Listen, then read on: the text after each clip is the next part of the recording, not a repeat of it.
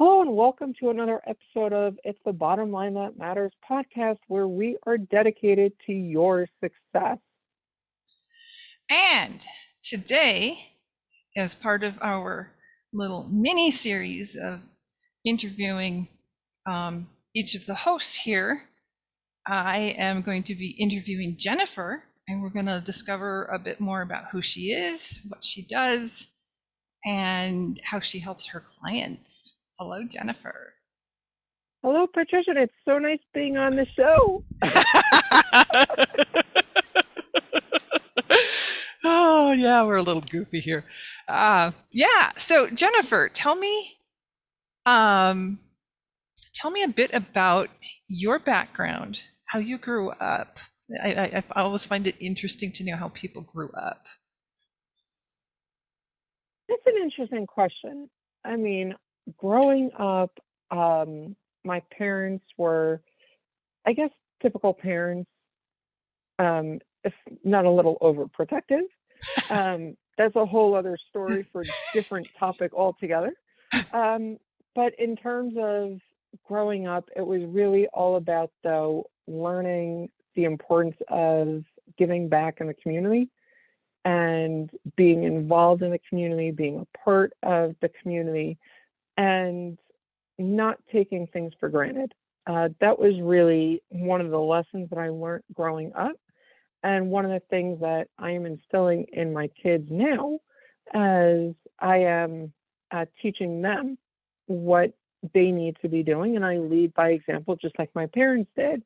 When my parents served on, as an example, my father was president of the synagogue, my mother was co-chair, I think it was, of the Sisterhood Committee and so many other organizations that they've been involved with over the years. And I've got the exact same thing in terms of what I do. And sometimes I wonder, with all the volunteer things I'm on and all the boards and commissions that I sit on, how do I have time to actually do things? Which gets a little problematic sometimes, I'll be honest. But, it's like they say, give the word to a busy person, they find a way to actually get it done. But it's really, though, the thing that was really instilled in me growing up was a sense of community. And that was, I think, the most important thing about growing up. Yeah, it's the way that we grow up really impacts how we are as adults, and so it's always interesting to know how a person grew up. Oh, So very much. I was talking with another woman recently, and she is all about a worthiness and self-esteem coach. That's basically what she does. And we were saying that when you're from birth to age 6 is when all of those issues really start to get ingrained into you. And too many people, unfortunately, and it really doesn't matter if it's coming from the um, the lowest social class to the highest socioeconomic class, it really doesn't matter because everybody's got these issues. And so when it comes down to it, how are you dealing with it? What are you doing? yeah, And that is really interesting. yeah. So how did that? So I know the way that you and I know each other is because we're both business coaches, and so I'm curious how your upbringing um, evolved. I can't find a better word. How your upbringing, led you into being a business coach. So a lot of what I had been doing throughout my career is that I was always coming up with ideas to help my clients grow their businesses. Whether it was when I was in the telecom field and I was working with resellers internationally to sell or to buy my phone product to resell in their market. Mm-hmm. So I was showing them, here's a couple of ideas that you can use, whether you were buying a $15,000 program of 25, 50, or $100 accounts, or an $8 million contract that I got in China of these 25, 50, or $100 accounts. My specialty was finding ways to help these people really market the service. And as I continued through my career, going eventually into the credit card processing business and adding all of the additional products that I created through that business, designed to help my clients continue to find new ways to reach new customers. And so as each of these businesses were buying more solutions and selling it to get more revenue, more leads, more clients coming in the door, it was eventually transitioning me into a position where they kept coming and saying, listen, Jennifer, we've got A, B, C, and D. Now I need E, F, G, and H. What can you do? And I started coaching them and trying to come up with additional ways that I can help them. And eventually working with my coaches, I quickly realized that one of the things that I needed to do was I needed to start really focusing on the coaching, focusing on what I was doing, and not just on the payment side in exchange for the additional residuals that I was going to be making on their sales. And that changed my model and eventually allowed you, Daniel, and me to meet each other through the group that we are in. Yeah. Yeah.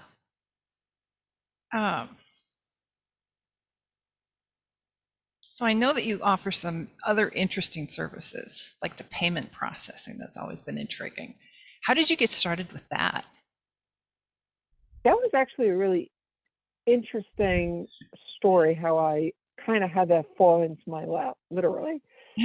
So shortly after my daughter was born, I was doing marketing consulting, and I had one person bring me in. And as I say, when people ask me that story, I use the example of used car salespeople. And unfortunately, there's a stereotype, and there's a stereotype for a reason. Used car salespeople are constantly high-pressured salespeople. That's kind of the way that they either are or they're taught the business. And as I'm recording this episode, I'm actually dealing with a new car salesperson who's kind of employing some of the same sales tactics with me as well. Different conversation also. And maybe something that we should look at as a possible topic for a future episode. But when we're looking at the person that brought me in and being in this high pressured sales environment that he was creating with his sales sheets, his website. And actually, he didn't have really a lot of sales sheets. It was basically printouts from what was on the website. I went in during my preparation for a meeting. I went in and told him, listen, you need to soften everything because nobody's going to want to buy a financial product if it's not going to really be connecting with what they're looking for. It doesn't sound like it's something that's really appropriate for what they would be doing. And so what we ended up doing was he didn't want to engage me for my consulting work. He wanted to hire me as his vice president of sales and marketing. And so I learned how to get in and become learn the industry on what was involved with the credit card processing industry. From before I was doing that, I thought I can just go to my bank or call Visa and get set up. Well, I learned that's not the fact, and how I needed to get the process set up and how to help my merchants ultimately get there. And so I learned the industry from the ground up. Took a year and a half with him where we really were doing a lot, going out, getting businesses in. And again, some of the products that I eventually used in my own business came from ideas that we were using there. Others became ways that I learned that I needed to bring that in. But what ultimately happened was the New York City Taxi and Limousine Commission ultimately required the New York City taxis to have the credit card processing and other electronic enhancements put in the car. And so I was one of the expert witnesses that testified in front of the TLC during that process. And we went up to MasterCard up in Purchase, New York, to where we requested that they work with us to come out with a new category for this kind of business. And of course, my marketing pitch to them was everything is priceless, which they loved. I mean, that was their whole campaign. Everything is priceless. And so I was pitching it, and when we were finished, they came over and said, we absolutely loved your pitch. No one else actually came in and used their own pitches for them. And so that was kind of an ingenious way to really connect and get MasterCard to really love the idea. And so when he went and focused on that model, I realized, though, 13,000 cars, millions of businesses, 13,000 cars, millions of businesses. Hello, yeah. Who do I want to work with? And so I ended up looking then at going to my own business. And that was what allowed me to really start that kind of growth and opportunity. That would be a fabulous opportunity. You know, to Yeah. be, I mean, I don't know if you were the person who got to put, you know, processing equipment in all of those vehicles, but wow, you know, that's an amazing opportunity. Right. I mean, the market shifted, and that's a much longer story than we have time for here. But yeah. Yeah.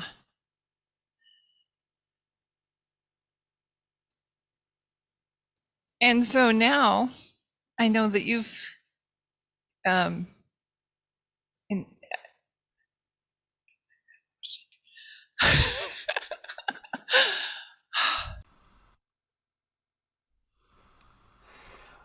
Well, Jennifer, thanks for sharing a little bit about your background there. That's quite a story about being able to pitch to MasterCard like that. So I'm It was curious now. definitely Yeah, an interesting experience, yes. yeah, for sure. So I'm curious now because I know a little bit more about your background and everything that you have been through, your full business experience. How would you say that you summarize that and bring all that together into a single focus when you are working with business clients today? So the way that it all really comes together is that having the broad experience in telecom, in tech, in finance, in marketing allows me to have a bigger picture of what's actually going on with the client, of being in a position to understand more of what's actually happening with the client's business and the kinds of clients that I can work with. One of the rules that I have in terms of who I work with as a client is I have to be able to understand what the business does. If I can't, and you can't explain it to me in like 3 minutes, it's probably not going to be the right fit. And as an example, I was talking with the gentleman who created the App Store. Yes, I mean the App Store on your phone, on your computer, whatever, the App Store. When he and I first spoke, and he was telling me about his new idea that he was working on, he told me I was one of the fastest people not originally connected to grasp the concept, because I was able to see the whole idea of where it can go. And I was already thinking out, not only out of the box, but out of the stadium. How can we utilize his program to reach even more people and more benefit? And so bringing all of that vast experience throughout my career to work with my clients, I can see opportunities that may not have been seen before. Different ways of looking at the same problem. If you're a business owner, as we all are, we tend to have blinders on. And nearly all business owners are guilty of this, especially small business owners, because you're stuck with your baby. You don't think at it, look at it in an objective matter. It's always, where am I? What am I dealing with? And you're kind of stuck. That's why you typically need a coach or a consultant to come in sometimes to get you unstuck. And so all of these experiences allow me to look at where business is and start thinking a little more strategically. Where are you? What do you need to get to? And where do you want to go? And pulling on those different experiences from investor relations. I didn't mention that as one of the things I was doing. Knowing public relations, right? So knowing how to play with the press, knowing how to play with the brokers, and understanding the investment or investor side, the financial side, knowing the marketing and sales side, knowing all of these different pieces, you can kind of dissect the problems and really start figuring out ways to come up with how can you make it better for the client. So a little bit of a loaded question here, then, Jennifer. So forgive me if this comes across as unfair, but with again with that experience that you've talked about, with that broad experience that you have, how can you take a look at any business? How do you get to those actionable items and that broader vision that you're talking about? Because we all know every business owner sits back and they say, well, my business is different, right? And we've all heard every business owner say that.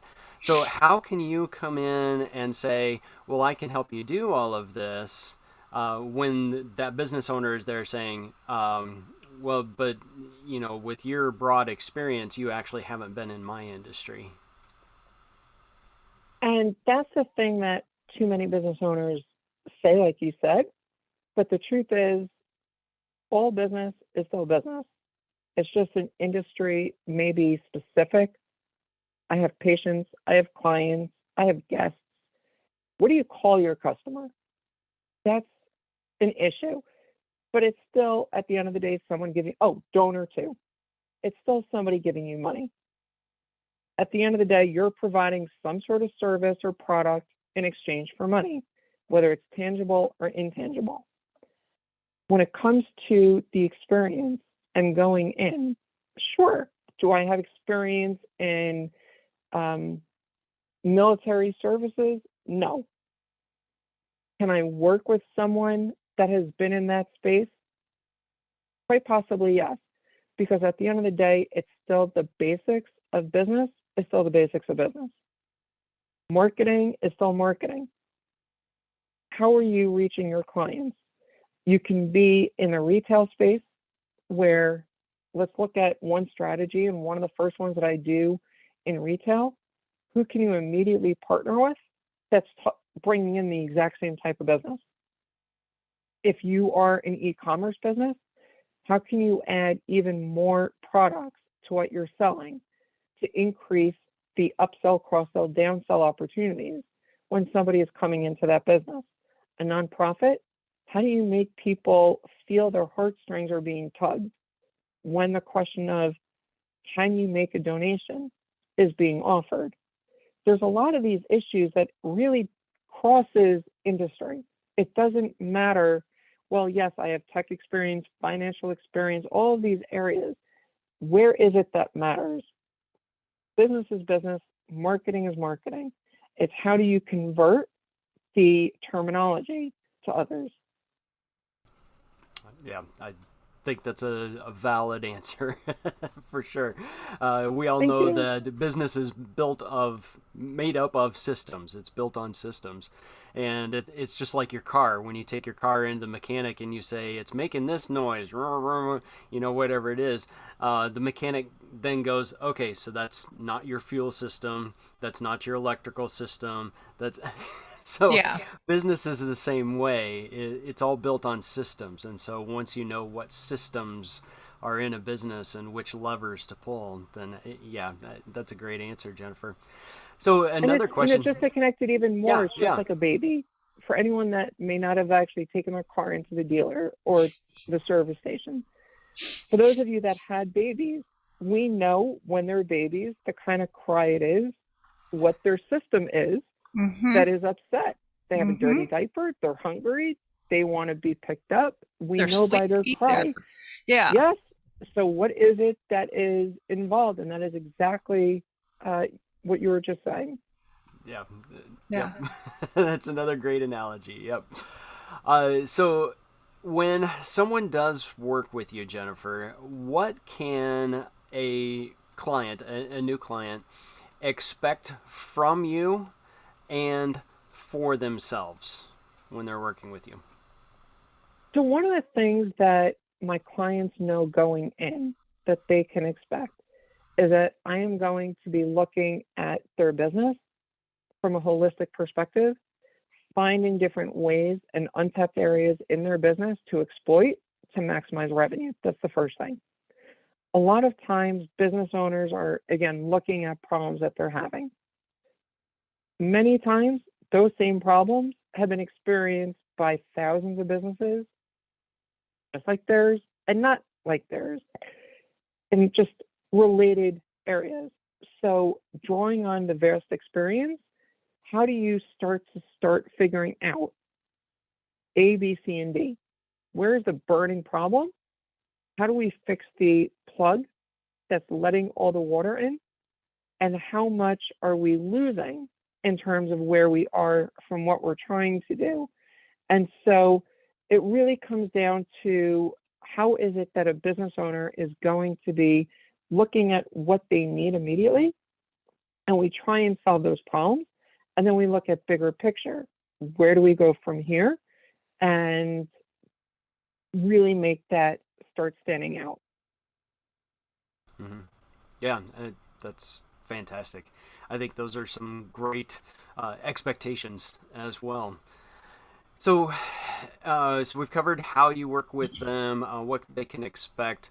So, when you're working with someone, Jennifer, is there like do you have a spelled out program that you go through? Is there like a signature thing that you do with the business? What stands out to you that you say, this is what I just love to do when I work with my clients? So each client honestly is different because each client has different problems in a certain way, although the theme is still pretty much the same. It usually centers around they need more leads, they need more revenue, they need direction, they need to figure out what a particular cause of a problem is in the business. It really centers around those themes. But I've got programs that I work with. One in particular allows me 474 million different ways to find additional revenue. Other programs that I work with really center, though, around what the actual problem is and kind of peeling back the onion layers and starting to get to what is the root cause. If you think about it from a medical perspective, somebody has a cough. Well, it can be the lungs, it can be the nose, it can be the sinuses, it can be any number of areas in the body that are causing someone to have a cough. A medical doctor is going to go in, give you cough medicine. A holistic doctor is going to really try and figure out what is the root cause, not treat the symptom. So a lot of people go first and they give you that cough medicine in the business coaching world. I look to find what is actually causing it, deal with it so we can get rid of the symptom or the cause, not just the symptom. Yeah, that sounds great. We all know that a lot of business owners out there are kind of gun shy because there are so many coaches or consultants out there who just do one thing over and over and over with every business that they go into. We just slap this band aid on it, and that's how we fix businesses. So I think that's great that you take the time to actually dive in and look at underlying root causes of what has brought the business to where they are now. So then, do you spend a lot of time going back and trying to fix those root causes, or are there times when sometimes you just say, you know what, that is so far gone, and it's actually a really bad way to run your business anyway. We're just going to completely do something different moving forward. So a lot of what I do is based on trying to find the opportunities moving forward. Like I said, those untapped areas to exploit to maximize growth.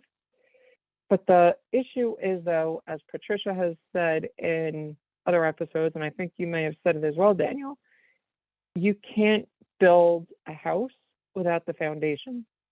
And if the foundation isn't good, everything else above that is going to eventually implode.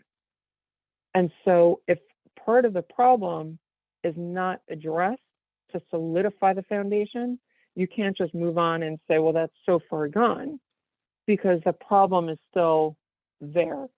So if there's an issue, as an example, with team morale, one of the things that I got from another coach was an attitude tree.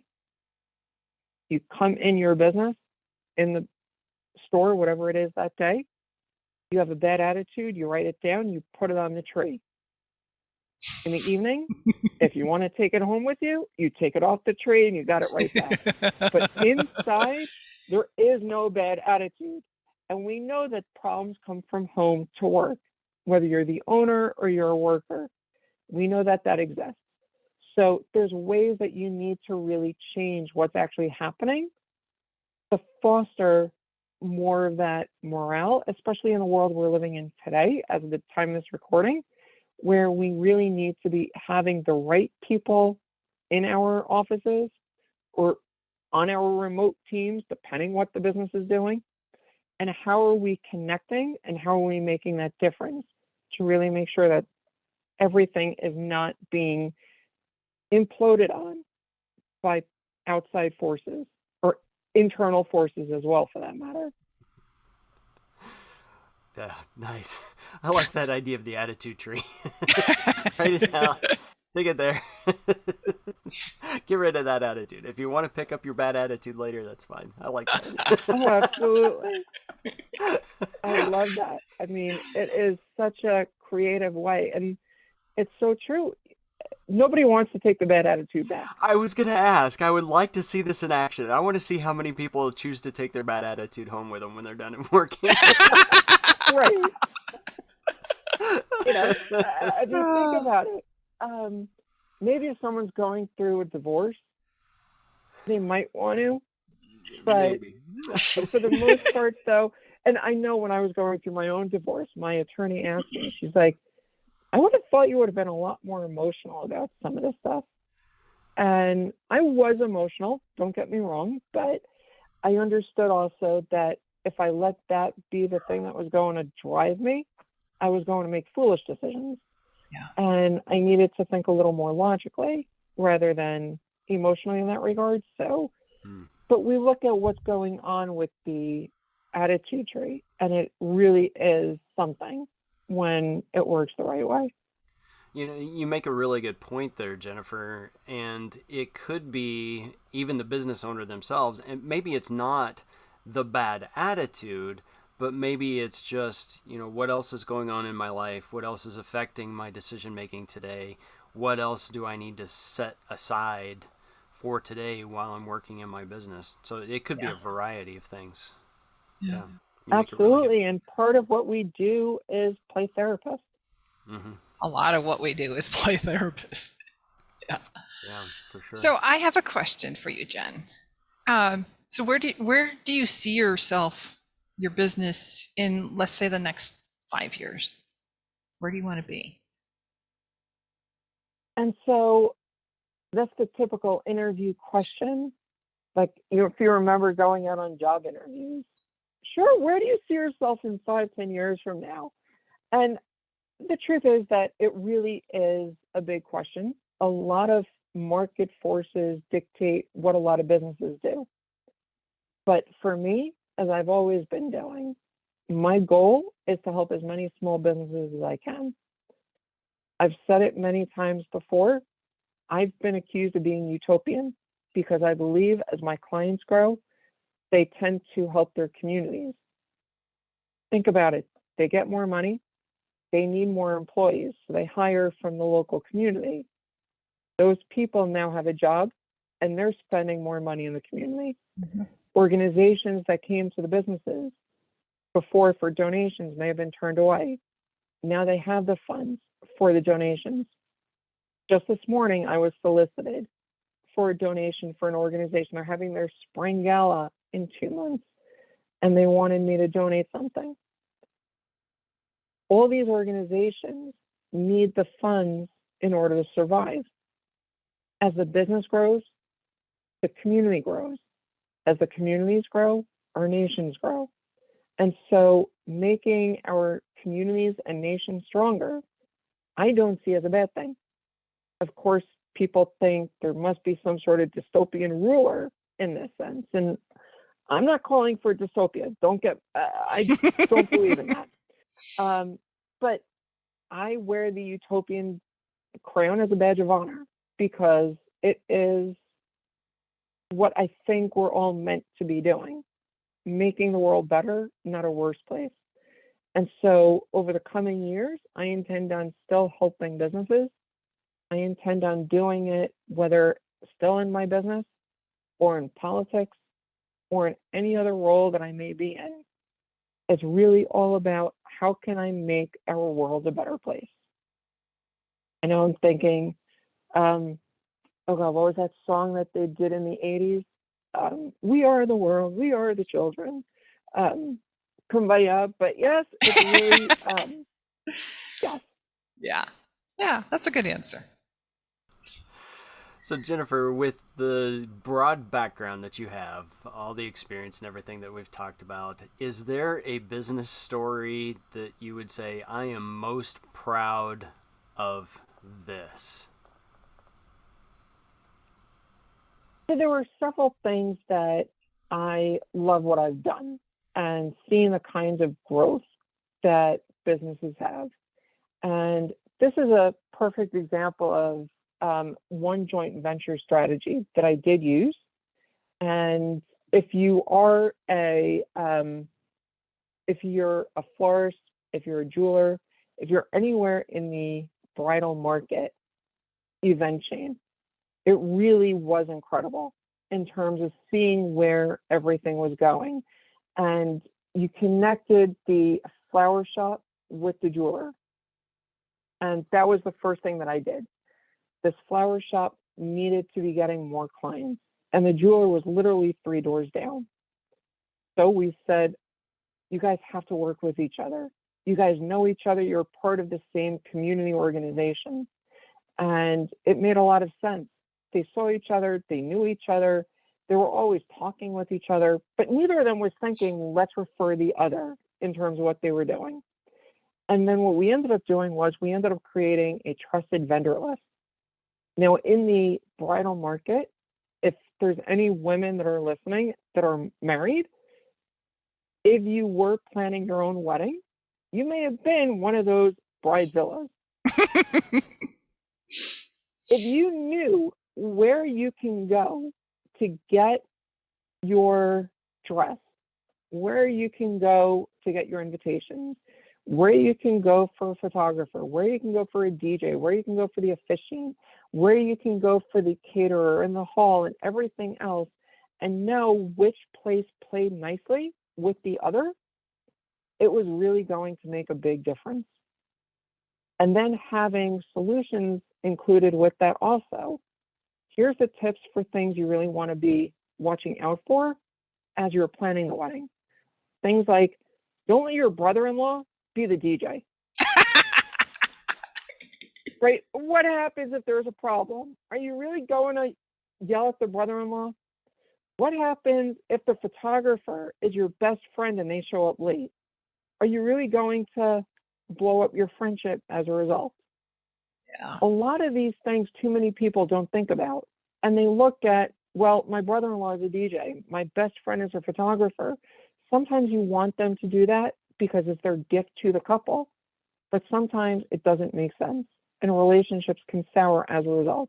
So we came out with a little guide that we gave out also that really had a lot of the do's and don'ts of getting ready for the wedding. And so when the flower shop and the jeweler were seeing all of this additional business coming in, the two of them ended up actually joining forces even more, and were in a better position to start doing even more in the community. And they started doing joint videos. And this video is sponsored by the flower shop. This video is sponsored by the jeweler. And so as each one was going through the process, they continued working together. And granted, they had the entire chain, but because they were 3 doors down from each other, it was much easier for them to work together to achieve that end result. Nice. That's a great story.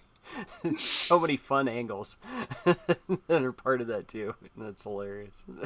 And if you're listening, think how you can use that in your particular situation as well.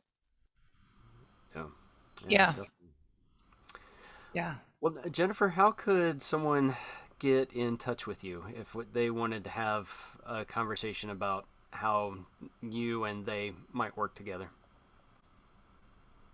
My website, bgsicoaching.com, or you can find me on social, the Jen Glass, that's with 2 N's, or you can find me on LinkedIn under Jennifer R. Glass. And we're going to have all and of the that link will be there, of course, information. in the description. We'll put that in the description. So if you didn't catch that, if you can't hit rewind enough times, then you can check the description. That's great. All right. Any other parting words? Anything that you'd like to share with our audience, Jennifer? The biggest thing I would say, and it's really based on the interviews that the 3 of us have done, along with the last 3 years of interviews that we've done in the coming interviews and episodes that we are going to be recording. It is really all about, what are you doing right now to start taking action? You have heard so many ideas over the time that you've been listening to our show, and we thank you for listening to our show. But if you don't take action on what you've learned, on what you've heard, you've wasted time. It's really get out there, do something. Very often after I speak, people come up to me and they say, I took 16 pages, I took 30 pages of notes from your presentation. And the one question that I always ask them back, I first of all say thank you, but what are you going to do with it? When I've done certain presentations that have been with a lunch break in the middle, I've actually had a notebook and a garbage can. I said, if you guys aren't taking any action on what you just learned, and then I throw the notebook in the garbage, this is exactly what you just did. You have to take action. Without action, there is no change. Yeah, that's great advice. Yeah. Well, Jennifer, we have learned so much here today and really appreciate you sharing your wisdom. And it's been fun interviewing you today. Yes, it has. The guest on your own podcast. Thank you for having me. And it's usually your voice that closes off these podcasts, Jennifer. But since you're today's guest, we'd like to thank all of our listeners today for listening to our podcast. It's the bottom line that matters. We ask that you would like us and share our podcast and let other people know about what you heard today that you liked so much. So this has been another great podcast episode today. Today we've been featuring Jennifer Glass, and we look forward to having you at our next episodes. So until then, everyone, have a great day and to your success.